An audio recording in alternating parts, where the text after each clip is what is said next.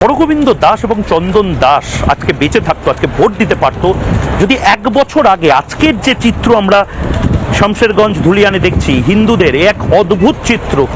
হিন্দুদের ভোট দেওয়ার জন্য ঘরে ঘরে সিআরপিএফ দাঁড়িয়ে রয়েছে, সাজোয়া গাড়ি, যে সাজোয়া গাড়ি নিয়ে মমতা বন্দ্যোপাধ্যায়ের এত সমস্যা, সেই সাজোয়া গাড়ি দাঁড়িয়ে রয়েছে।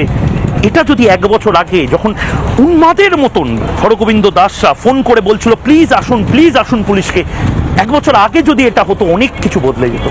1 বছর আগে হয়নি, দের আয়ে দুরুস্ত আয়ে। রাত হলেই ভোট, কিন্তু তার আগে এই মুহূর্তে এই হরগোবিন্দ দাসের বাড়ির সামনে মোতায়েন করা রয়েছে সিআরপিএফ এর র্যাপিড অ্যাকশন ফোর্সকে। আমি শম্ভুনাথ পালকে বলবো ছবিটা দেখানোর জন্য।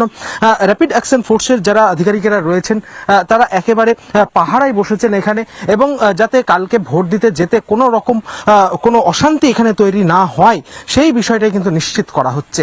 পাশাপাশি বিভিন্ন জায়গা থেকে যে সমস্ত হিন্দু যারা রয়েছে তাদেরকে পাহারা দিয়ে কার্যত ভোট দিতে নিয়ে যাওয়া, এবং হরগোবিন্দ দাসের বাড়ির সামনে, একেবারে হিন্দু ভোটারের বাড়ির সামনে ভোটের ঠিক আগে এইভাবে যে ফোর্স মোতায়েন করা হলো, কার্যত কেন্দ্রীয় বাহিনীর র্যাপিড অ্যাকশন ফোর্সকে এখানে মোতায়েন করতে হলো, এই ছবি কিন্তু বাংলার বুকে দেখতে পাওয়া যায়নি। খুব বিরল ছবি। পুলিশ যদি না থাকে তাহলে আমাদের সাহস কিছু থাকবে না।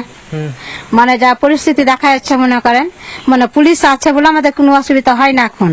আর পুলিশ চলে যেতে সবাই বলছে যে অসুবিধা হতে পারে, মানে আমাদের যা এখানে গ্রামের পরিস্থিতি খারাপ, সেজন্য বলছে আমাদের পুলিশ আছে, সেজন্য আমাদের সাহস। আর পুলিশ যদি না থাকতো কালকে তো আমরা ভোট দিতে যেতে পারতাম না। কেন্দ্র সরকারের পুলিশটা আছে বলে আমাদের সাহস বেশি, কিন্তু রাজ্যের পুলিশ থাকলে আমাদের সাহস নেই, সাহস হতো না। এইভাবে কার্যত পাহারায় বসতে হয়েছে যাতে ভোট দিতে যেতে কোনো রকম সমস্যার মধ্যে না পড়তে হয়, হিন্দুদেরকে যাতে কোনো রকম সমস্যার মধ্যে না পড়তে হয়।